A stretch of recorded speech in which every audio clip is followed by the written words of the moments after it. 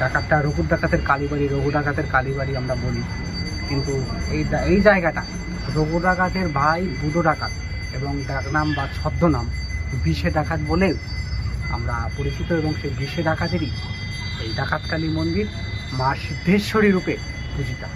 আমাদের পশ্চিমবাংলায় বিভিন্ন জায়গায় যত ডাকাতকালী মন্দির আছে, হ্যাঁ, কয়েকদিন আগে আমি চাকদাহের ডাকাতকালী মন্দির ঘুরে এসেছি, ভিডিও আসছে, এবং এটিও মা সিদ্ধেশ্বরী। চাকদা যেটি আছে সেটিও মা সিদ্ধেশ্বরী। বনগাঁ সাতভাই কালীতলা বিখ্যাত ডাকাতকালী মন্দির, সেটিও মা সিদ্ধেশ্বরী। কাঁচরাপাড়া হালিশহর, এখানেও মা সিদ্ধেশ্বরী।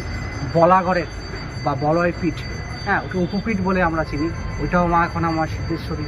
আমাদের চাকদার ওপাশে রানাঘাটের রানা ডাকাত যিনি এই কালী পুজোটি করতেন, সেটিও মা সিদ্ধেশ্বরী। অর্থাৎ আমাদের বঙ্গে এবং তারকেশ্বর রুটে যেতে ওখানে একটা কালী আছে, তিনিও মা সিদ্ধেশ্বরী রূপে পূজিতা।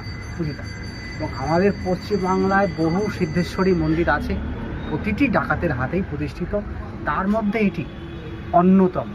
আর মজার বিষয়টা কীরকম,